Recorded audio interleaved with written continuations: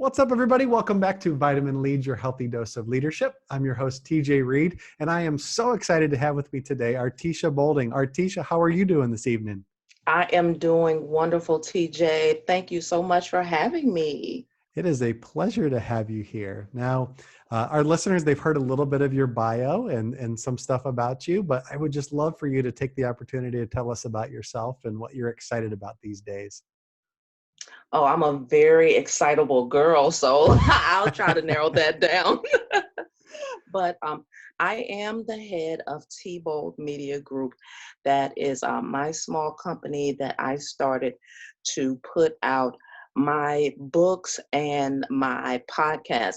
I am a fellow podcaster. I have a small following on my show, Bold Journeys Podcast, where I take a unique look at politics, pop culture, entertainment, and things going on all around us. But everything I do is in the vein of purpose discovery. So the show and the books are all aimed at that because I had for years in the back of my head pretty much known what I would be doing. Like I've always kind of had the leadership skills and things like that.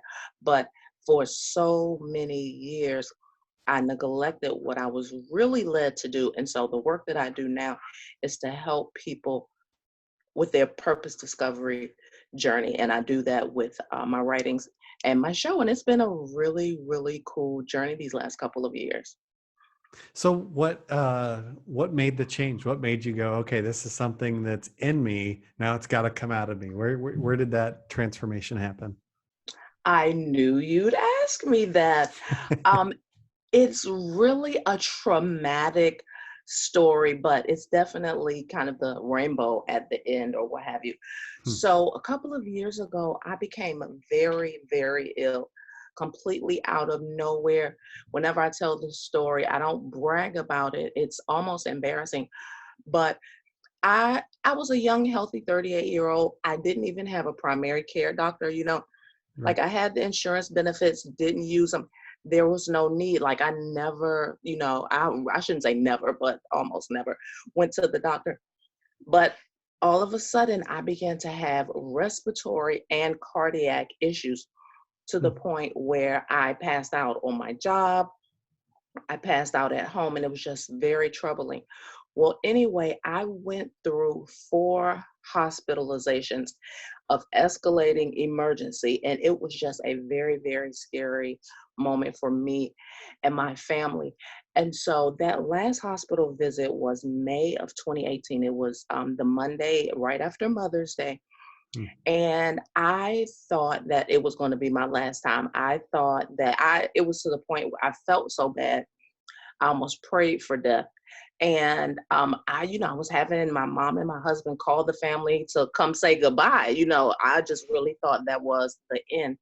Wow. Anyway, when I was very, very blessed, very fortunate to have a good care team who was finally able to get me on a good treatment plan. And when I started, kind of coming out of the woods, as they say, was still in the hospital, but I moved from the ICU to a downgraded regular, if you want to call it, hospital room. And from that point, when I could feel the change happening in my body and I really knew it wasn't the end, that's when I said, okay, enough is enough. If these were to be my last moments, I was just so unimpressed with what would have been my legacy. So Hmm. I decided right then that I was going to change, that I was going to impact the world for better, and that I was going to work on improving other people's lives instead of the selfish pursuits that I had done for so many years and nothing to show for it. So I began journaling literally right there in the hospital. I began to pray for and affirm and encourage the hospital staff, including the doctors, all the way down to the nutrition folks, and it felt good. And I honestly credit that, at least in part, to my healing. I'm very healthy now. I'm still, having to, have treatment and medications and everything, but it's been a total 180. And so that just shifted me into this entrepreneurial space and into being the real servant leader that I know I was always meant to be. Hmm. Wow, what a powerful story. My goodness. Yeah, I'm thankful, but I mean, it was a booger to go through. It was really, really something. I'm talking about 8 medications, having to lug around an oxygen tank, Hmm. having to have heart procedures. It was super crazy. But my thing is this, I went through it to highlight the fact that I was so far off on my soul work and not fulfilling my purpose. And so I tell clients and anyone who will listen to me for more than 30 seconds, I went through that so you don't have to. Take the time now to get still, be honest with yourself about what you want to do with your life. If your life looks how you want it to be, how you imagined it to be, if you're meeting goals, crushing it, great. But if not, then it's no time like the present to take charge and, kind of keep yourself on track. Because I was just so far off track, TJ. Hmm. Let's say, Artisha, somebody's listening and they're looking at their life and they're saying maybe what you said, like they're unimpressed by their legacy. What would you encourage them to do as a first step to towards having a legacy that they can be proud of? The very first step that I share with any and everyone is take the time, and I'll say write it down. Something about having a vision, something written down that you can see that can enter in that eye gate and just go right to your brain cells. Write it down, whether it's in a memo in a device, iPad, phone, or what have you, or whether it's on, with pen and paper. Write down, ask yourself, what is it that you want to be doing? What do you want people to say when you're no longer here? Or better yet, what do you want people to say when you're not in the room? What is that impact that you want to leave on the world? And I start people to thinking about, their natural giftings. All of us are naturally gifted at something. We just have a knack for it. It may be public speaking, it may be giving advice, it may be something in the arts, or even writing like myself. So think about those things. People already kind of seek after you for certain things. There's a reason for that, and it's usually tied to your purpose and what your calling is in the earth, because we all have one. So that's always my first bit of advice. Hmm. Ask yourself that question, be brave, and then answer yourself honestly and write it down. Hmm. That's good advice. I think I realized maybe a couple of years ago. I'm 37. I'll be turning 38 this year. A couple of years ago, I realized like kind of the hard thing for me in life was I always expected like things to come my way, or like you almost kind of take like a grade school or college approach that like you're going to get the assignments you need to have, whether it be from work or life. But really, the further you go on in life, it's really what you make it or choose to make it in those times, isn't it? Absolutely right. Absolutely right. And we have to take charge. We are the architects of our own life, and we have way more control over it than we honestly give ourselves. It always baffles me, folks that wind up kind of just meandering through life. And then too many of us just get stuck in that, traditional 9 to 5. It's just like, okay, wake up, shower, coffee, work, home, and repeat. And, you get stuck in this monotony, so busy thinking about, which, we do. We have to support our families and we have to be civically responsible and things like that. Absolutely. But there comes a time in every adult's life when they should say, am what I doing matters? And there for me in that hospital bed, I realized that what I was doing it didn't matter. Hmm. It didn't. And so we can't walk around with this kind of entitlement thing like, I deserve this. What you deserve is to offer your gift to the world. That's Hmm. why we're all here. Why do we diminish our gifts so often? You know what? A friend of mine named Isabel, she did tell me that I could borrow this term. She calls it the inner ice troll. And I think you've been discussing those inadequate thoughts. It really comes from that inner ice troll. It's that nagging self-critic deep down Mm. that tells you you're not good enough, you're not smart enough, people are not going to listen to you. And you have to, just like it speaks to you internally, I believe that there's real power in speaking to it audibly, out loud. So I am a full believer in affirmations. In fact, that's what my first book is centered around. And to Mm. this day, I daily, I look in the mirror and I say things, I affirm myself. I tell myself that I'm healthy and wise and that what I'm doing matters and that people need me. And, I'm a beacon in the community. Like I say all kinds of crazy things to Yeah. myself. But when you say that, the craziest thing is you start to believe it Mm. and your mindset shifts. And so your action and your character literally shifts. So when we take action to do those things, we can help melt down that inner ice troll. We can just kind of get rid of that nagging inner self critic. And it never fully goes away. So we have to practice it all the time, all the Mm. time. Yeah, you can't be passive in this game. It's like there's so many messages from TV, Facebook, Instagram, trying to tell you who you are, what you are, and then on top of that, the negative stuff that we carry as baggage. Man, it's so Right. important. I love that you say that stuff about yourself because that's something I try to do as well. And not perfect at it, but it's nice to start to believe in yourself more than you have the day before. Yes, and haven't you noticed that you move through the day differently? It really changes the energy around what you're doing all day. Hmm. Yeah, absolutely. Absolutely. Yes. Because I know who I want to be in the day. I know what I want to bring to the day. Yes. And when the thing that really blew me away, when I started feeling it, I could really internalize it, was when I went to bed at night. I could take real joy and I really felt a fulfillment that I never felt before Hmm. because I knew I was flowing in my purpose and I felt so powerful. And I really just had joy because I knew I was doing what I was always meant to do. Hmm. Yeah, it's like a supernatural strength that comes to you there in those moments, isn't it? Absolutely. Absolutely. Yes. Versus laying down like, oh gosh, in 8 hours, I got to get up and do this crap again.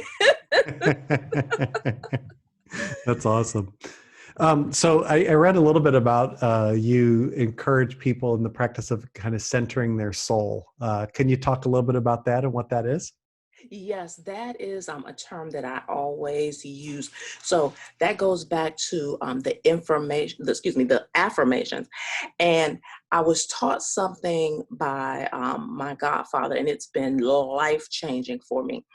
That I believe that there is a creator of man, woman, boy, girl, of the universe. And he created us with creative power inside if we choose to harness that power. Hmm. So in my book, I talk about your creative voice. So again, when we speak those things out loud, we change how we believe and we change our atmosphere. So that centering your soul is tapping into that creative voice, changing your mindset and really saying those things audibly so that you can reach your goals, so that you can this is my key line I always say, you make a mark in the world that can't be erased. Hmm. So excuse me, with TBold Media, this is my life and business model: conquering great things with power, passion, and purpose. Greatness literally is inside all of us because as a society, as a global community, it's not about selfish pursuits. It's about being willing to serve one another, being willing to help one another. And that literally is what makes the world go round. And we have to get back to more of that. We have to get back to more Hmm. of that. Like you said, in this world of social media and this 24-hour news cycle and this um, political agenda, is so much going on. So it's really easy to get distracted and discouraged. But we have to get back to the basics of helping our fellow man. And, it can start right there in your local community. It could be your local Boys and Girls Club, your local church. It could be your nieces, cousins, or, brothers, and just saying, okay, how can I help someone else? And it feels really, really good inside. So that's a part of that soul work and Hmm. centering your soul. I loved what you said there about, creativity kind of being at the center of us because we've been created by creator, right? Um, Yes. do you think the reason we lack creativity a lot of times is because we're not quiet enough or we're too distracted, or what is it? Absolutely. All of that noise, all of that movement. And now we have these smart devices that are smarter than us. So we're always taking in, taking in, taking in. And many times we're not taking in the right things. For me, one of the things that I do, I practice time blocking. So I block off time where I literally won't look at my phone. I block off time where I won't be on social media. And with that, of course, planning time to actually serve clients and, get work done, whether it's writing or projects and things like that. But what I realized too, in me dealing with that, that sudden illness, I really believe that the universe was trying to send me a message. And it really was that enough is enough kind of thing. It's just like Hmm. you're going on and on. Because I didn't tell you, let me give you an example because someone might understand this and they may be able to relate. At the time, I live in Augusta, Georgia. A small land wise, it's actually a big city, but people and population wise is very small. 2 hours outside of Atlanta, and the job market here is pretty terrible unless you like really know some movers and shakers. Anyhow, a few years ago, I had the opportunity. Don't even know how it came to this day. I don't necessarily remember, but the opportunity to work on, you won't believe this, a construction site. I'm talking about hard hat, steel toe boots, the whole nine. It was so crazy because I I mean, can see the picture in my head right here. but listen, I'm lipstick, I'm eyeshadow, I'm like extensions down my back, like I'm that girl, So it was just so weird, but it was one of course, the higher paying jobs in the area. My, I'm sorry, I had a little glitch there with my technology. Can you still hear me? Yep, I can see and hear you. Okay, apologies for that. Not a problem. And so I decided, like, hey, if these people are crazy enough to let me on this job site, I'll take the position. Anyway, had no idea what I was getting myself into. Mandatory overtime, TJ. I started off working 60 hours per week. Hmm. On top of that, I had a 45-minute commute one way. So I was making very good money. I was paying down debt. I was buying things that I literally had no time to wear them or use them because when I was not on that job site, I was blackout curtains under the cover. I'm I sure. was offering the world absolutely nothing while collecting these nice sizable paychecks. And so, that went on for nearly 2 years, before I got sick. And again, I think because I was completely distracted to the point where I was just really detached from, unfortunately, my husband, my closest friends. I began to forget their birthdays. I attend church weekly. I was beginning to fall asleep in there, which I haven't done since I was about 12, Yeah. so my life was just completely out of whack. And so I really just think that that was the universe's way of saying, look here, girl, you have got to get yourself together. So, if that sounds like anyone, and your story might not be as extreme as mine, but you deep down in your heart, if you're doing what you're meant to do, if you feel joy every day, what people around you are saying. So, just kind of think about those things and think about what it is that you really, really want to do with your life. So how would you encourage somebody that is trying to survive, pay the bills, and wants to live a life of purpose, but they're like, hey, I got to have two jobs to do this. Where do I find purpose in the midst of this? Like, what would you say to that person? Yes. So some of us are fortunate enough that our, let's say, traditional gig. Maybe, it's the 9 to 5. Some of us are fortunate that that will line up completely with our giftings, and, it's wonderful. But for many of us, especially, thinking about financially, we aren't always able to do that. So what I say is baby steps count, right? So Yep. start small. We have to carve out time to do those things that are going to be impactful. So for some of us, that may be on the lunch hour. It may be a conversation that you're having with a coworker, pouring something positive into them or what have you. It could be on the weekend if you're not just sleeping it away like like I was, Yeah. just taking a little bit of time, even if it's just a couple of hours. Maybe you're volunteering, maybe you're writing your business plan, just saying, hey. And again, a lot of us don't like to do this, especially ones like myself who grew up with a authoritarian parent. Like, we just love to let our hair down, and we don't want anybody to tell us anything. We don't want to, commit to anybody's schedule. But we have to kind of rein ourselves in, right? And just say, maybe you block off an hour on a Saturday and you write down some goals and you think about, okay, what can I do to this? What can I be reading on my lunch hour? What phone calls can I be making? What websites and books, even if it's through a Kindle or another reading app, things like that, things that are going to feed your soul. They're going to line up with what it is, your larger goal that you want to do with your life. You just have to find small spaces. It doesn't have to be huge. We're not all going to be Oprah and Bill Gates, but start off small. And hey, you never know, in 5 years, you could be a household name. You never know. Yeah.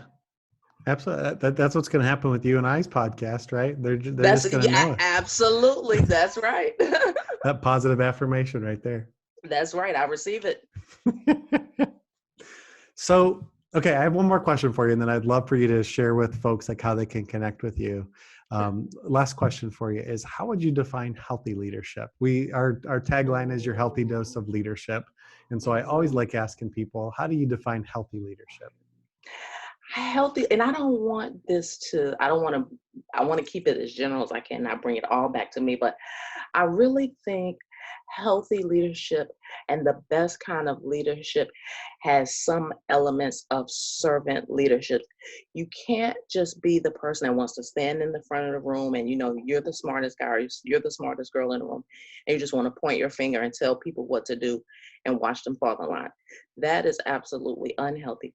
But when you're willing to live inside out, when you're really going to get behind someone else so that they can get their goals done, or so we can come together for a common goal and a common good, I think that is a healthy leader, someone who isn't afraid to get their hands dirty and break a little bit of a sweat, or stay and work with subordinates, clients, or whomever, mentees, whomever it may be, work with them a few extra hours to make sure that they get it, whatever the it is, and just willing to be humble and compassionate all the way. I think that is a healthy leader.